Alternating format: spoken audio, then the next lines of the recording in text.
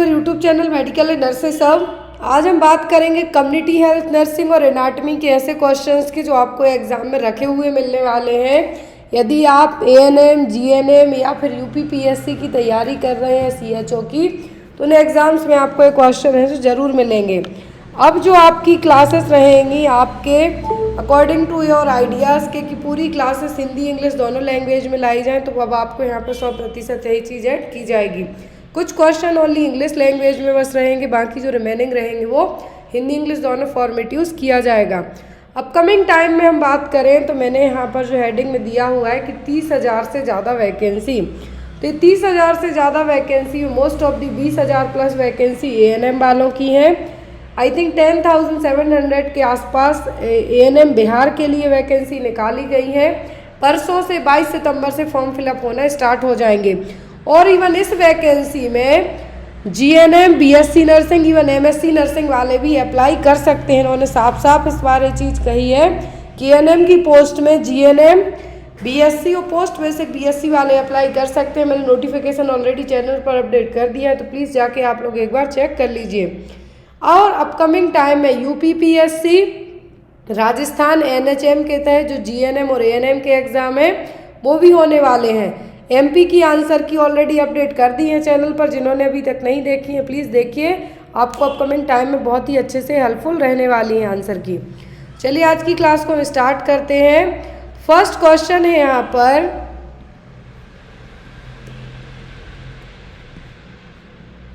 पहला क्वेश्चन है what is meant by arthroplasty.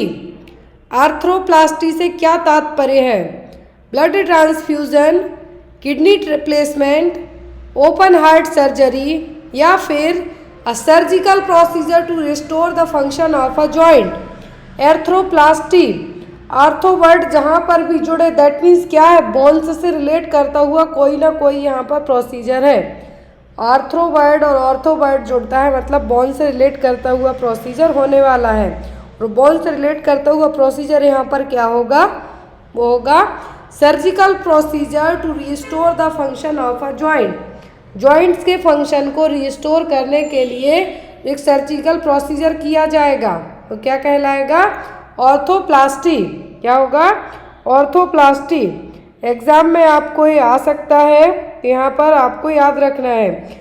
ऑर्थोप्लास्टी जब किया जाएगा जब या तो बोन्स में जो स्पेशली जॉइंट्स से काम ना कर रहे हों, वहाँ पर हो सकता है कि आर्टिफिशियल जॉइंट जिसको प्रोस्थेसिस कहते हैं वो यहाँ पर ऐड कर दिया जाए, तो वो सभी पूरी प्रोसेस क्या कहलाएगी? ऑर्थोप्लास्टी। क्लियर? टॉमी बर्ड करते तो काट दिया आपने, लेकिन यहाँ पर जो बात की जा रही है किसकी? ऑर्थोप्लास्टी, मतलब फंक्शनिंग में लेके आना है दोबारा से, तो क्या होगा? Surgical procedure to restore the function of a joint. Next question है the strongest part of the human body. Human body का सबसे स्ट्रॉन्ग पार्ट कौन सा है? मानव शरीर का सबसे मजबूत अंग क्या है? ऑप्शन में है आपको बोन्स, एनेमल, सीमेंटम या फिर डेंटाइन। क्या है ह्यूमन बॉडी का सबसे स्ट्रॉन्ग पार्ट? तो वो होगा यहाँ पर एनेमल। क्या होगा? एनेमल है जो ह्यूमन बॉडी का सबसे मजबूत पार्ट है। आपको लगता होगा हड्डियाँ, लेकिन नहीं, एनिमल सबसे स्ट्रॉन्ग है। हड्डियों में तो कुछ टिश्यूज़ भी होंगे तो जिसके कारण मजबूत रहती हैं, ऐसा नहीं कि नहीं रहती हैं, लेकिन उतनी नहीं रहेंगी जितना एनिमल रहेगा। एनिमल सबसे मजबूत पार्ट में, सबसे स्ट्रॉन्ग पार्ट में कंसीडर किया जाता है। नेक्स्ट इज एनिमल क्या? दांतों का पार्ट है, किसका? जो टीथ का पार्ट है वो है यहाँ पर animal. Next one is rabies is a viral disease that is spread through the animal bite such as a dog. It is caused by the infection of lyssa virus. It's also known as. देखिए एक ही question में 4-5 question छुपे हुए हैं। Question में कहा गया है कि रेबीज एक वायरल बीमारी है जो कुत्ते जैसे जानवरों के काटने से फैलती है। पॉजिटिव एजेंट है इसका लाइजा वायरस, और इसको किस नाम से जाना जाता है? क्लस्ट्रोफोबिया, एक्रोफोबिया, एरोफोबिया या फिर हाइड्रोफोबिया। फर्स्ट ऑप्शन है क्लस्ट्रोफोबिया। क्लस्ट्रोफोबिया मतलब होता है कि क्लोज्ड स्पेस में जाने से डर लगना, जो बंद जगह हैं वहाँ पर जाने से डर लगना। क्लियर। फिर एरोफोबिया। एरोफोबिया का मतलब होगा कि जिन लोगों को हवाई जहाज में बैठने से डर लगता है वो। हाइड्रो मतलब जलांतक, फोबिया मतलब होता है डर लगना, और हाइड्रो मतलब होगा वाटर। तो वो क्या है, रेबीज वाले लोगों को वाटर से डर लगता है। इसकी 3 स्टेज होती हैं, वो हम बाद में पढ़ेंगे कि रेबीज वाले मरीज को पानी से ही क्यों डर लगता है। जिसको कुत्ता काट देता है तो उसको कहते हैं कि पानी से दूर रखना, क्यों? क्योंकि उनको पानी से डर लगता है।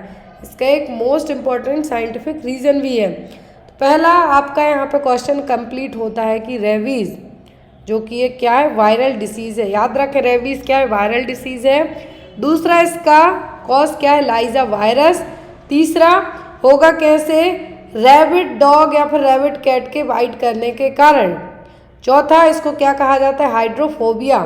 अब यहाँ पर एक और क्वेश्चन बनता है, वो बनता है नेग्री बॉडीज़। क्या है, नेग्री बॉडीज़, तो वो भी रेबीज़ में ही देखने को मिलती हैं। तो यहाँ पे आपके 5 क्वेश्चन हो गए। आई थिंक आपको समझ में आ गए होंगे। पहला रेबीज़ वायरल डिसीज़ है, दूसरा लाइसा वायरस के काटने से होगा, लाइसा वायरस इसका पॉजिटिव वायरल है। तीसरा यहाँ पर जो इन्फेक्शन ट्रांसमिट कैसे होगा, तो एक तरीके का जूनोटिक इन्फेक्शन है। जूनोटिक मतलब एनिमल से ह्यूमन बीइंग में जाएगा। तो क्या है, जो रेबिड एनिमल है जैसे डॉग हो गया, कैट हो गया, उसके बाइट करने से जाएगा। दूसरा नाम है हाइड्रोफोबिया। नेग्री बॉडीज भी इसी में बनती हैं, किसमें, रेबीज में। नेक्स्ट क्वेश्चन है आपका, human population is the study of. तो ह्यूमन पॉपुलेशन किसकी स्टडी है, मानव जनसंख्या का अध्ययन क्या कहलाता है। फर्टिलिटी मतलब प्रजनन क्षमता, डेमोक्रेटाइजेशन लोकतंत्रीकरण, डेमोक्रेसी मतलब लोकतंत्र, या फिर डेमोग्राफी क्या कहलाएगा। यहाँ पर ह्यूमन पॉपुलेशन की स्टडी कहलाएगी क्या, डेमोग्राफी। क्या होगी, डेमोग्राफी। और जो जनगणना है, ह्यूमन पॉपुलेशन की स्टडी तो हो गई डेमोग्राफी। फिर होता है एक सेंसस। क्या होगा, सेंसस, जिसमें कितनी जनता है वो। Next one, the pressure that is exerted on the brain tissue by external force such as CSF is known as. CSF मतलब कि सेरिब्रोस्पाइनल फ्लूइड जैसी बाहरी शक्तियों द्वारा मस्तिष्क के ऊतकों पर पड़ने वाला दबाव क्या कहलाता है। Blood pressure, intracranial pressure, tidal volume, brain pressure क्या कहलाएगा। जो CSF के थ्रू जो प्रेशर है ब्रेन टिश्यूज पर होगा, एक्सटर्नल फोर्स माना है किसको, CSF को, तो वो कौन सा प्रेशर है, वो कहलाता है इंट्राक्रैनियल प्रेशर। क्या है, इंट्राक्रैनियल प्रेशर। ICP जब बढ़ता है, जब आपके ब्रेन में कुछ प्रॉब्लम चल रही हो, स्पाइनल कॉर्ड में कुछ प्रॉब्लम चल रही हो, इन्फेक्शन हो, मेनिंजाइटिस हो, तो ऐसे केस में ICP का लेवल बढ़ जाता है, हेड इंजरी हुई हो। अब हम यहाँ पे बात करेंगे कि नॉर्मल रेंज क्या होती है। तो नॉर्मल ICP होता है एडल्ट में 7 से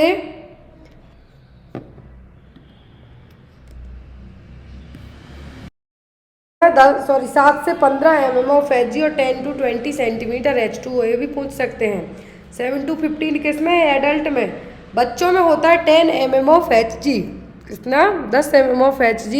और इन्फेंट की बात करें मतलब 1 साल तक में, तो होगा 7 mm ऑफ Hg तक।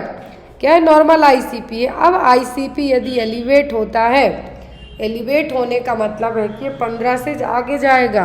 नॉर्मल 15 तक है, लेकिन इससे आगे जाएगा तो माइल्ड रेंज होती है 16 से 20 तक की। 16 to 20 mm of Hg, moderate में 21 to 30 mm of Hg, severe में 31 to 40 mm of Hg, very severe में 41 एंड अबव। और ऐसे केस में इवन है जो स्ट्रोक भी आ सकता है, पर्सन की डेथ भी हो सकती है यदि वेरी सीवियर और सीवियर फॉर्म में ICP चला जाए तो। अब ICP यदि बढ़ा हुआ है, ICP बढ़ा हुआ है तो ड्रग ऑफ चॉइस क्या होती है, वो होती है मैनिटॉल। क्या होगी, मैनिटॉल ड्रग ऑफ चॉइस के तौर पर कंसीडर की जाती है यदि इंट्राक्रैनियल प्रेशर बढ़ा हुआ है तो। नॉर्मल रेंज और यदि इंक्रीज रेंज है, वो दोनों याद रखें, आपको एग्जाम में आ सकती हैं। नेक्स्ट है question, in a which is a movement of person और person from one social status to another. व्यक्ति या व्यक्तियों का एक सामाजिक स्थिति से दूसरी सामाजिक स्थिति में जाना क्या कहलाता है? Social norm, social class, social stratification या फिर सोशल मोबिलिटी। क्या कहलाएगा? एक पर्सन का दूसरे पर्सन एक पर्सन या पूरे पर्सन का ग्रुप ऑफ समूह है जो पूरा दूसरी सोशल ग्रुप में जाना, ये कहलाएगा क्या? सोशल मोर्बिडिटी, सामाजिक गतिशीलता। क्या है? सामाजिक गतिशीलता। क्वेश्चन है what is the movement of the body part around its on axis. Body parts का अपनी खुद की धुरी पर घूमना क्या कहलाएगा? एडक्शन, एबडक्शन, एक्सटेंशन या फिर रोटेशन। बॉडी पार्ट का अपनी एक सिंगल धुरी पर घूमना क्या कहलाएगा? ना तो एबडक्शन है, ना एडक्शन है, ना एक्सटेंशन, ये कहलाएगा रोटेशन, एक ही पॉइंट पर घूमना। जैसे आपने ग्लोब देखा होगा, ग्लोब को घुमाते हैं तो एक पूरा चक्कर लगाता है, उसी तरीके से ऑन एक्सिस मतलब अपनी खुद की धुरी पर घूमना क्या कहलाएगा? ये कहलाएगा रोटेशन। क्या आपको इजीली समझ में आएगा कि बॉडी अपनी ऑन एक्सिस पे यदि घूमती है तो क्या है? रोटेशन। अब यहाँ पर फ्लेक्शन का मतलब है क्या है? बाहर की तरफ जाना। कैसे? कोई भी बॉडी पार्ट का बाहर की तरफ ले जाना। आप अपने हाथ को आगे की तरफ करते हैं मतलब वो क्या है? फ्लेक्शन है।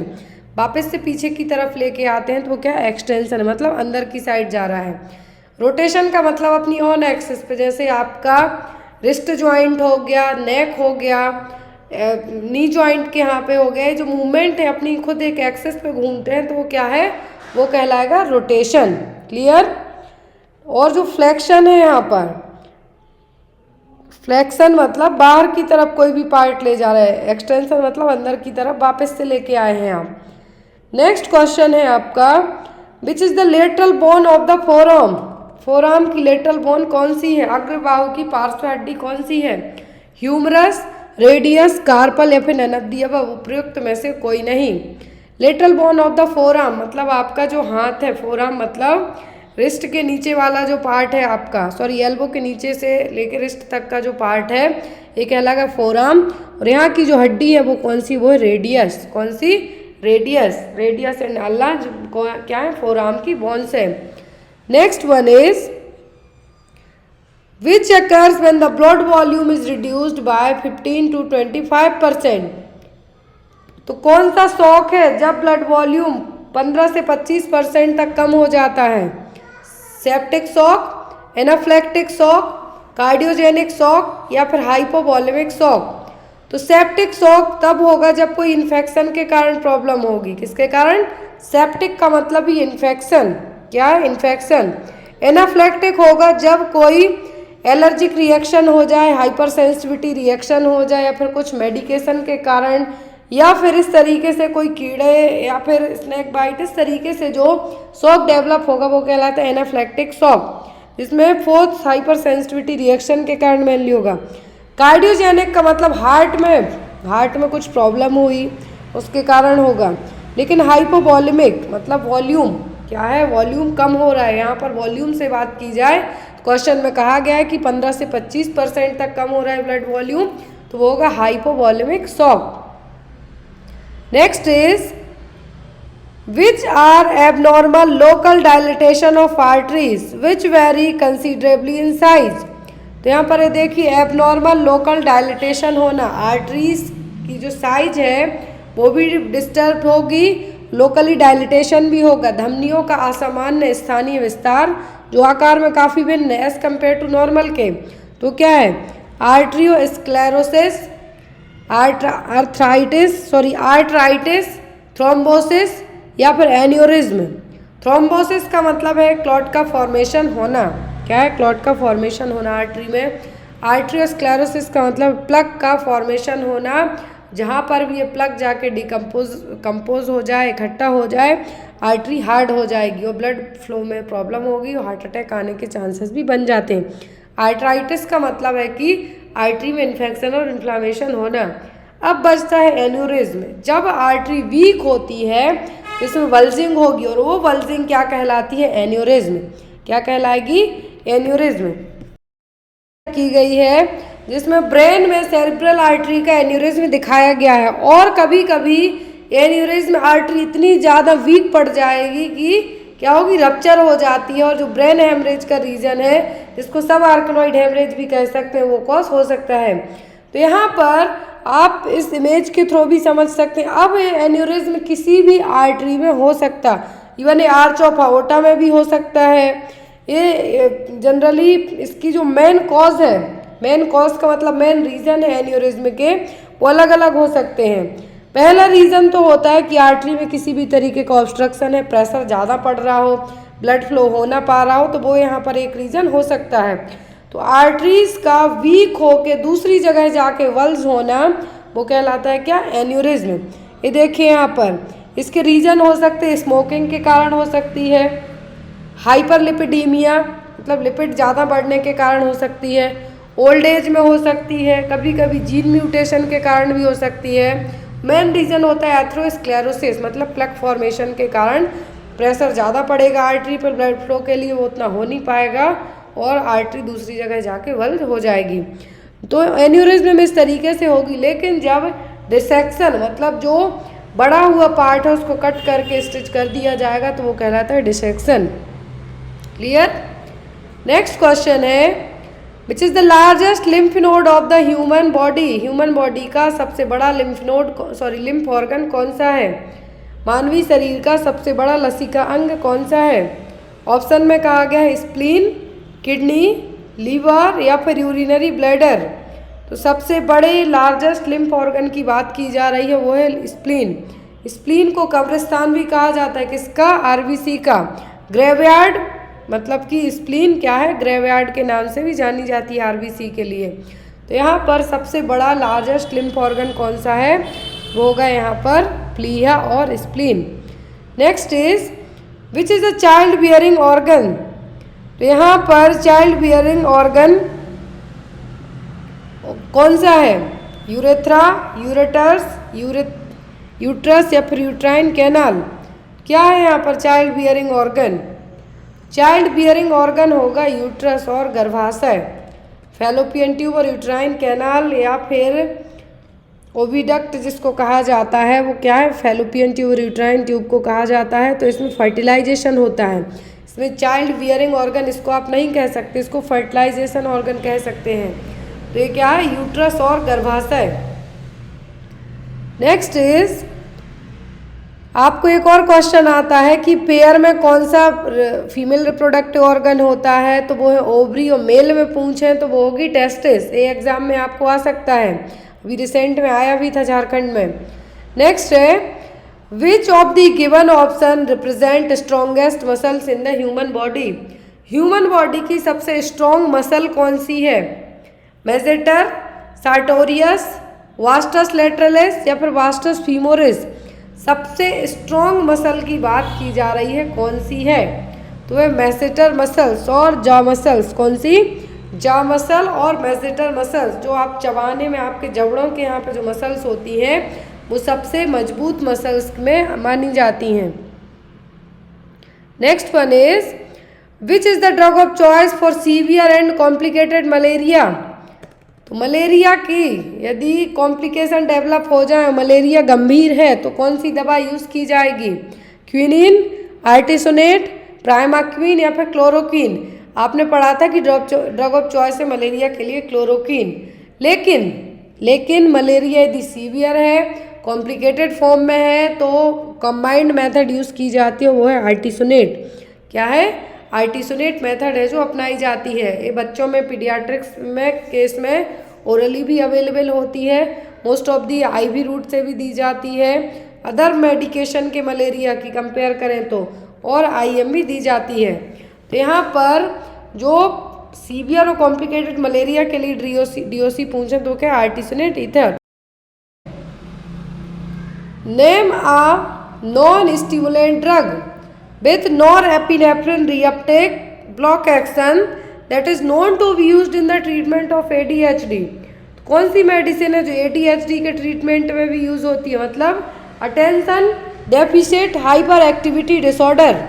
Attention deficit hyper activity disorder के लिए भी यूज़ की जाती है, और जो कि NSAID ड्रग में कंसीडर की जाती नॉरएपिनेफ्रिन रिएप्टेक इनहिबिटर एजेंट है वो एटोमॉक्सिटिन, डेक्सामेफेटामाइन, मिथाइलफेनिडेट या फिर पिमोजिड। कौन सी मेडिकेशन है यहाँ पर? नॉन स्टिमुलेंट ड्रग है, ADHD को ट्रीट करने में यूज़ की जाती है। तो उस मेडिसिन का नाम है एटोमॉक्सिटिन। क्या है? एटमॉक्सिटिन और एटोमैक्सिटिन है जो ड्रग ऑफ चॉइस के तौर पे यूज़ की जाती है। किसके लिए? ADHD के लिए भी, और non stimulant norepinephrine reuptake inhibitors drug है। Next one is a client mister Raja Sethi who has been receiving urokinase has a large bloody bowel movement. What nursing action would be best for the nurse to take immediately? Question देखें, question में कहा गया है कि एक patient है, उनको urokinase medication दी गई है। अब उनको after that large bloody bowel movement, मतलब बहुत ज़्यादा ब्लड आ रहा है बाउल से। अब यहाँ पर एज ए नर्स आप क्या करेंगे? Administer vitamin KIM, discontinue the urokinase, reduce the urokinase and administer heparin, stop the urokinase, notify the physician and prepare to administer Amicare। क्या करेंगे आप? मरीज को यूरोकाइनेज दिया जा रहा है, आफ्टर यूरोकाइनेज के बाद उसको क्या हो रहा है? यहाँ पर ब्लीडिंग हो रही है, तो आप क्या करेंगे? तो यूरोकाइनेज क्या है? जनरली फाइब्रिन क्लॉट्स को, इसका जो फाइब्रोलाइटिक रोल प्ले करेगी एक तरीके से हम कहें तो। लेकिन जब ये यहाँ पर इतना इसका जो साइड इफेक्ट हो जाए, जो फाइब्रोल क्लॉट बने हुए उनको डिसॉल्व करेगी, लेकिन एक क्लॉट जब ज़रूरत से ज़्यादा बनने के बाद बहुत ज़्यादा ब्लीडिंग का काम करने लगे, तो ऐसे केस में आपको मेडिसिन स्टॉप करना है, फिजिशियन को इन्फॉर्म करना है, और जो इसका एंटीडोट है अमीकार, क्या है? अमीकार, इसको प्रिपेयर करके रखना है। Urokinase is a thrombolytic used to destroy a clot following a myocardial infarction. किसी भी आर्टरी में क्लॉट बना हुआ है तो इसको डिसॉल्व करने के लिए मेडिसिन दी जाएगी, थ्रोम्बोलाइटिक एजेंट। अब वो थ्रोम्बोलाइटिक एजेंट क्या? यूरोकाइनेज, स्ट्रेप्टोकाइनेज दिए जाते हैं, यूरोकाइनेज या फिर स्ट्रेप्टोकाइनेज दिए जाते हैं, मतलब कि थ्रोम्बोलाइटिक एजेंट। अब इस थ्रोम्बोलाइटिक एजेंट का जो मोड ऑफ एक्शन होता है कि जो क्लॉट बना हुआ है उसको डिसॉल्व करना है, लेकिन इसके साइड इफेक्ट के तौर पर बहुत ज़्यादा ब्लीडिंग भी हो सकती है। तो यहाँ पर ऐसे केस में मेडिसिन स्टॉप करके तुरंत ही आपको एंटीडोट रेडी रखना है, और वो एंटीडोट यहाँ पर क्या है? अमीका। Next one is what is the recommended daily dose of folic acid for pregnant women to prevent neural tube defect in foetus. भ्रूण में न्यूरल ट्यूब दोष को रोकने के लिए गर्भवती महिलाओं के फॉलिक एसिड की कितनी दैनिक खुराक दी जाती है? पर डे कितना फॉलिक एसिड दिया जाएगा? तो एज सून एज आप कंसीव करना चाहते हैं, तो जैसे ही पता चले कि प्रेग्नेंट हैं तो फॉलिक एसिड दिया जाना स्टार्ट किया जाता है। क्यों दिया जाता है? क्योंकि सबसे पहले बच्चे की जो न्यूरल ट्यूब है वही बनती है। अब उसके डेवलपमेंट के लिए फॉलिक एसिड आपकी बॉडी में है, लेकिन उतना नहीं है जितना उसके लिए ज़रूरी है, तो बाहर से दिया जाता है। पर डे की बात करें हम तो वो होगा 400 mcg। यदि आपने प्रेगनेंसी के इनिशियल टाइम पर ही दे दिया जब न्यूरल कॉर्ड बनती है, तो यहाँ पर 400 mcg डेली दिया जाएगा। यदि अल्फा फीटोप्रोटीन का लेवल, यदि बात करें कि AFP रहता है, अल्फा फीटोप्रोटीन रहेगा, लेकिन ये बढ़ जाए तो जो न्यूरल ट्यूब डिफेक्ट होगा वो यहाँ पर डेवलप हो सकता है। और जो एंटी स्कैनिंग की जाती है इसी को डायग्नोस करने के लिए होती है 11वें से 14वें वीक की प्रेगनेंसी में। 13th week and 6 days consider किए जाते हैं, या फिर 11 से 14 वीक की प्रेगनेंसी। जो यहाँ पर एक स्कैनिंग होती है शुरुआत में ही, एनुअली स्कैनिंग, उसमें यही पता किया जाता है कि यदि लेवल कम है तो डाउन सिंड्रोम हो सकता है। और जो एंटी स्कैनिंग पूछें तो यहाँ पर वो क्या होगा? एंटी स्कैनिंग में पता चलेगा कि बच्चे को डाउन सिंड्रोम या फिर कुछ फीटल एनोमली डेवलप तो नहीं हुई है। Next one is which of the following vaccine is recommended for a pregnant woman to protect both the mother and the newborn from influenza? कौन सी वैक्सीन दी जाएगी माँ और बच्चे दोनों को इन्फ्लुएंजा से बचाने के लिए? माँ और नवजात शिशु दोनों को इन्फ्लुएंजा से बचाने के लिए गर्भवती महिलाओं को निम्नलिखित में से कौन सा टीका लगाने की सिफारिश की जाती है? Measles, mumps, rubella, varicella, tetanus, diphtheria and pertussis, inactivate influenza vaccine. तो यहाँ पर जो वैक्सीन दी जाएगी इन्फ्लुएंजा के लिए, MMR तो दी ही नहीं जाती, ना चिकन पॉक्स दी जाती है, जो दी जाएगी वो होगी यहाँ पर क्या, इनएक्टिवेटेड इन्फ्लुएंजा वैक्सीन, जिसको फ्लू शॉट के नाम से जाना जाता है। लेकिन एक क्वेश्चन और आपका यहाँ पे बनता है, तो फ्लू शॉट की बात हो गई, बच्चे और माँ दोनों न्यूबॉर्न बेबी को इन्फ्लुएंजा से बचाने के लिए दी जाएगी वैक्सीन प्रेग्नेंट लेडी को, जिससे माँ बच्चे दोनों हैं जो सेफ रहें, प्रोटेक्शन के तौर पे काम करेगी। अब यहाँ पर एक आता है कि कौन सी वैक्सीन नहीं दी जाती प्रेगनेंसी में, वो रूबेला। दूसरा आता है कि जिन बच्चों को फिट्स के, कन्वर्जेंस के प्रॉब्लम है तो कौन सी वैक्सीन नहीं देते हैं, वो है पर्ट्यूसिस वैक्सीन। क्लियर। अब एक ऐसी ओनली वैक्सीन है जो नेजल स्प्रे के थ्रू दी जाती है। तो पहले तो एक ही बस हम कहते थे इन्फ्लुएंजा, बट जो आधार पूनावाला की जो यहाँ पर हैदराबाद बेस्ड जो जिन्होंने कोविड वैक्सीन बनाई थी, उन्होंने कोविड का एक नेजल वैक्सीन भी शुरू की है, लेकिन अभी वो मार्केट में अवेलेबल नहीं है। क्लियर। तीसरी चीज़, ऐसी कौन सी डिसीज़ है, ऐसी कौन सी वैक्सीन है जो माँ को वैक्सीन लगने से बच्चे को भी प्रोटेक्ट कर सकती है? तो फ्लू शॉट के अलावा वो है TT वैक्सीन। कौन सी? TT vaccine. 2 शॉट है जो दिए जाते हैं और 1 महीने का गैप देके। Next one, which of the following condition is a severe form of high blood pressure that can occur during pregnancy and can be life threatening for both the mother and the baby? निम्नलिखित में से कौन सी स्थिति उक्त रक्तचाप का एक गंभीर रूप है जो गर्भावस्था के दौरान हो सकती है, माँ और बच्चे दोनों के लिए जीवन को खतरा भी हो सकती है? तो यहाँ पर कौन सी कंडीशन है? Gestational diabetes in pregnancy, high blood sugar, pre eclampsia, BP, proteinuria, blood vision, eclampsia, convulsions, ectopic pregnancy other than uterus, fallopian tube, placenta previa, lower segment uterus। तो यहाँ पर ये देखिए, इवन पूरा डिटेल में भी बता दिए हैं पूरे चारों ऑप्शन की जेस्टेशनल डायबिटीज़ क्या है या फिर क्या प्रॉब्लम है। तो जेस्टेशनल डायबिटीज़ का मतलब होता है प्रेगनेंसी में बढ़ने वाला शुगर लेवल। क्या है? प्रेगनेंसी में बढ़ने वाला sugar level. After that delivery के बाद ये अपने आप सबसाइड होने लगता है। दूसरी चीज़ प्री एक्लेम्सिया मतलब हाई BP होना, protein urea, blood vision. After that इसके बाद प्री एक्लेम्सिया के बाद एक्लेम्सिया की स्टेज आती है, उसमें आने लगते हैं कन्वल्जन्स। एक्टोपिक प्रेगनेंसी इसका मतलब है कि जो इम्प्लांटेशन है वो अदर देन यूट्रस के हो जाए, जनरली होता है फैलोपियन ट्यूब में। प्लेसेंटा प्रीविया का मतलब है प्लेसेंटा का लोअर सेगमेंट में आ जाना, सर्वाइकल उसको पूरे तरीके से कवर कर जाना। क्लियर। अब यहाँ पे कंडीशन कहा है कि हाई BP की है जो प्रेगनेंसी में होगी, लाइफ थ्रेटनिंग होगी माँ बच्चे दोनों के लिए। तो वो क्या है? वो होगी आपकी प्री एक्लेम्सिया। क्या होगी? Pre eclampsia.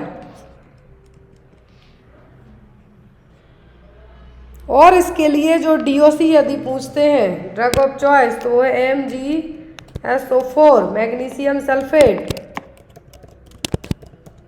अभी एग्जाम में मैग्नीशियम सल्फेट का साइड इफेक्ट पूछा गया था, नॉरसेट का जो प्री एग्जाम हुआ है उसमें। तो इसका side effect mostly drowsiness, vomiting ये सब हो सकता है, लेकिन सीवियर साइड इफेक्ट की बात करें तो होता है रेस्पिरेटरी डिप्रेशन। क्या होगा? Respiratory depression. Next one is What is the recommended position for sleeping during pregnancy to reduce the stillbirth? Stillbirth को मतलब गर्भाशय में ही बच्चे के मरने को रोकने से के लिए, मृत शिशु के जन्म के जोखिम को कम करने के लिए गर्भावस्था के दौरान सोने की अनुशंसित स्थिति क्या है? On the left side, on the right side, on the back या फिर ऑन द स्टमक? किस साइड सोना चाहिए प्रेगनेंसी में ताकि बच्चे को हार्म ना पहुँचे? तो होगा लेफ्ट साइड। क्या होगा? Left side. लेफ्ट साइड सोने से जो बच्चे को प्लेसेंटा है ना तो वो प्रेस होगा ना बच्चा प्रेस होगा। यदि राइट साइड सोते हैं तो बच्चे के ऊपर भी आपका भार पड़ेगा, तो ऐसे में बच्चे की डेथ भी हो सकती है। लेफ्ट साइड सोना है जो सबसे सेफ माना जाता है, स्पेशली 5th और 6th मंथ की प्रेगनेंसी के बाद से। यदि आप स्ट्रेट सोते हैं तो आपको ब्रीदिंग डिफिकल्टी भी हो सकती है, राइट साइड सोएंगे तो बच्चे को हार्म हो सकता है, तो आप लेफ्ट साइड है जो सो ये। Next one is What is the reason behind to given stool softener after vaginal delivery of women? तो वेजाइनल डिलीवरी के बाद वुमेन को स्टूल सॉफ्टनर क्यों दिए जाते हैं? To prevent bleeding, it prevent from straining, it recovers episiotomy tears, या फिर इट कॉन्ट्रैक्ट्स द यूट्रस। तो यूट्रस के कॉन्ट्रैक्शन के लिए तो हम ऑक्सीटोसिन देते हैं, वो भी डिलीवरी के टाइम पर, आफ्टर डिलीवरी नहीं। आफ्टर डिलीवरी यदि पीपीएच की कंडीशन हो रही है तब देते हैं। वेजाइनल डिलीवरी के बाद वुमेन को स्टूल सॉफ्टनर देने का जो रीज़न है वो होता है स्ट्रेनिंग को प्रिवेंट करना। एनल मसल्स, जो मसल्स हैं, एनल्स की मसल्स हैं, वो भी वेजाइनल डिलीवरी के टाइम पर बहुत ज़्यादा स्ट्रेच्ड होती हैं, जिसके कारण वहाँ पे स्ट्रेनिंग हो सकती है। तो उसको प्रिवेंट करने के लिए क्या देते हैं? स्टूल सॉफ्टनर देंगे, या फिर ऐसी डाइट्स प्रिस्क्राइब करेंगे कि कॉन्स्टिपेशन डेवलप ना हो कॉन्स्टिपेशन, ना एनल मसल पर प्रेशर पड़े और ना ही स्ट्रेनिंग हो। Which of the following is a vital sign that should be closely monitored during labor and delivery to assess the maternal health? निम्नलिखित में से कौन सा संकेत है जिसकी मातृ स्वास्थ्य का आकलन करने के लिए प्रसव और प्रसव के दौरान बारीकी से निगरानी की जानी चाहिए? Blood glucose level, blood pressure, haemoglobin level, या फिर रेस्पिरेटरी रेट? किसके लिए आपको सबसे पहले मॉनिटर करना है? तो यहाँ पर आपका जो मॉनिटर, तो चारों चीज़ें करनी है, लेकिन हीमोग्लोबिन लेवल तो आप प्रेगनेंसी के पहले चेक कर सकते हैं कि कितना क्या है, यदि ज़रूरत पड़ी तो ट्रांसफ्यूज़ कर सकते हैं ब्लड को। फिर ब्लड ग्लूकोज लेवल भी, रेस्पिरेटरी रेट भी, आप इन सब चीज़ों को मैनेज कर सकते हैं। लेकिन बीपी यदि बढ़ गया लेबर के टाइम पर, बीपी लेबर के टाइम पर बढ़ गया तो ना आप शुगर लेवल मैनेज कर पाएंगे, न हीमोग्लोबिन लेवल ना रेस्पिरेटरी रेट मैनेज हो पाएगी। बीपी बढ़ा मतलब एक्लेम्सिया हो गया, एक्लेम्सिया हुआ तो बच्चे को भी प्रॉब्लम्स होगी, बच्चे को प्रॉब्लम होगी। इवन कुछ केस में यदि हाई बीपी की प्रॉब्लम डिलीवरी के टाइम पे होती है तो जो स्टिल बर्थ बेबी है, मतलब यूट्रस में ही बच्चे की डेथ भी हो जाती है। तो यहाँ पर जो फर्स्ट आपकी प्रायोरिटी होगी वो क्या होगी? ब्लड प्रेशर को मेजर करते रहना। इसीलिए आप इवन जितने भी चेकअप के लिए जाते हैं आपका बीपी ज़रूर चेक किया जाता है। हीमोग्लोबिन लेवल तो चेक होगा ही, लेकिन बीपी ज़्यादा चेक किया जाता है इवन डिलीवरी रूम में तक। तो यहाँ पर वो क्या होगा? इसलिए कि बच्चे को प्रॉब्लम ना हो, ना ही माँ के लिए प्रॉब्लम हो। एक बार बीपी बढ़ा तो उसको कंट्रोल करना मुश्किल हो जाएगा। Next one is which of the following complication can occur when the placenta partially और completely covers the cervix obstructing the baby's exit from the uterus? निम्नलिखित में से कौन सी जटिलता तब हो सकती है जब नाल आंशिक रूप से या पूरी तरह से गर्भाशय ग्रीवा को ढक लेती है, इससे बच्चे के गर्भाशय से बाहर निकलने में बाधा आती है? प्री-एक्लेम्सिया में, जेस्टेशनल डायबिटीज़ में, प्लेसेंटा प्रीविया में, या फिर एक्टोपिक प्रेगनेंसी में? कौन से केस में होगा कि प्लेसेंटा पार्शियली या फिर कंप्लीट तरीके से इनर सर्वाइकल ओस को कवर कर जाए, पहले बच्चा बाहर आता है फिर प्लेसेंटा, लेकिन ऐसे केस में पहले प्लेसेंटा जो सर्विक्स को कवर कर जाएगा, और ऐसे केस में नॉर्मल डिलीवरी नहीं होती, फिर सिजेरियन सेक्शन परफॉर्म करके बच्चे को बाहर निकाला जाता है। तो यहाँ पर जो यूट्रस से बाहर आने, बच्चा कैसे बाहर आएगा? जब सर्वाइकल ओस को कवर कर जाएगा प्लेसेंटा, तो वो प्रॉब्लम कहलाती है प्लेसेंटा प्रीविया। क्या है? Placenta previa.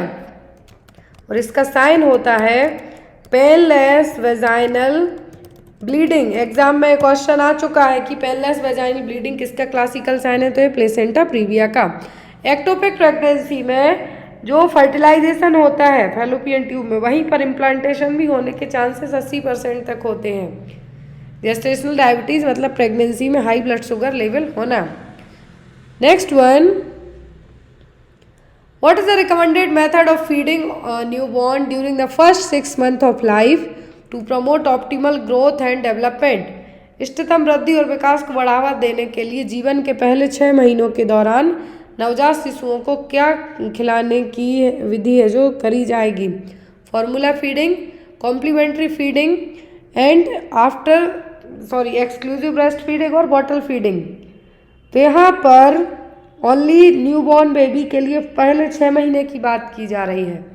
तो कॉम्प्लीमेंट्री फीडिंग और वीनिंग का मतलब होता है कि बच्चे को अदर देन ब्रेस्ट मिल्क के कुछ भी खिलाना स्टार्ट करना, और जनरली उसके लिए ड्यूरेशन होता है 6 मंथ के बाद। लेकिन ये क्या है, only exclusive breast feeding, only breast milk, other than इसके कुछ भी नहीं। तो क्या है, 6 महीने के लिए, फर्स्ट 6 मंथ ऑफ लाइफ, तो क्या होगा, breast feeding, exclusive breast feeding, other than कुछ भी नहीं। आफ्टर 6 मंथ की बच्चे को ब्रेस्ट मिल्क के साथ, ब्रेस्ट मिल्क बच्चे को आप 2 साल तक पिला सकते हैं यदि पॉसिबल है तो।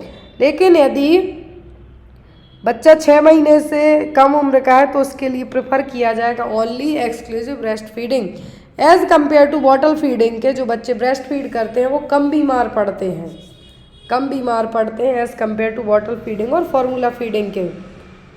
Next is, which of the following condition characterized by high blood sugar level in pregnant women who have not previously been diagnosed with diabetes।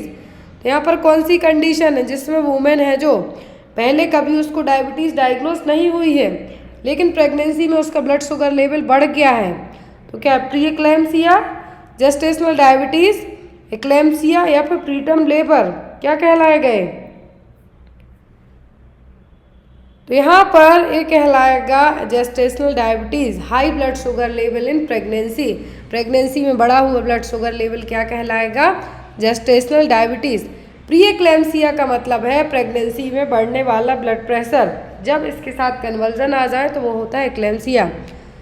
Preterm labour का मतलब है कि बिफोर 37 कंप्लीटिंग वीक, तो before 37 weeks of gestation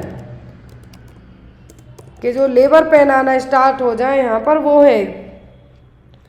next one, what is the term used to describe the spontaneous loss of pregnancy before the 20 week of gestation? क्या term use किया जाएगा कि pregnancy 20 week के पहले ही जो कंसीव किया हुआ मटेरियल है वो एक्सपेल्ड आउट हो जाए? Preterm birth, still birth, ectopic pregnancy या फिर मिसकैरेज? तो एक्टोपिक प्रेगनेंसी बता चुके आपको। स्टिल बर्थ का मतलब है कि फीटस की डेथ होना, fetus death in uterus. Preterm birth का मतलब है कि बिफोर 37 वीक्स की डिलीवरी हो जाना बच्चे की, तो ये क्या है? प्रीटर्म बर्थ है। तो यहाँ पर मिसकैरेज का मतलब है क्या कि जो 20 वीक के जेस्टेशनल पीरियड ही हुआ है और इसमें जितना भी कंसीव किया हुआ मटेरियल अबॉर्ट हो जाए वो कहलाता है मिसकैरेज और abortion. According to MTP act 1971 के 20 वीक का अबॉर्शन है जो किया जा सकता है।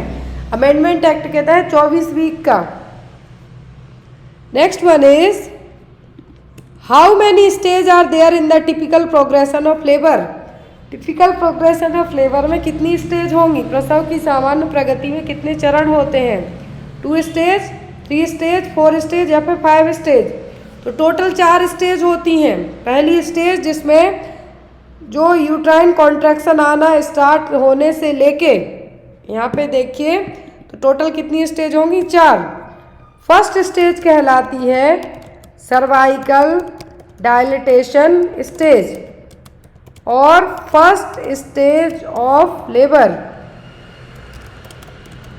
दूसरी होती है फीटल एक्सपल्सन। क्या है? फीटल एक्सपल्सन स्टेज और सेकेंड स्टेज ऑफ लेबर। फिर आती है यहाँ पर प्लेसेंटल एक्सपल्सन, जिसमें प्लेसेंटा बाहर आएगा और ये कहलाती है थर्ड स्टेज। और चौथी होती है ऑब्जर्वेशनरी स्टेज। क्या है? ऑब्जर्वेशनरी स्टेज, इसको कहते हैं फोर्थ स्टेज। तो यहाँ पर सर्वाइकल डायलिटेशन स्टार्ट कैसे होती है? यूट्राइन कॉन्ट्रैक्शन आने से लेके, uterine contraction to cervical dilatation, जो कि 10 सेंटीमीटर तक सर्विक्स डायलेट होती है।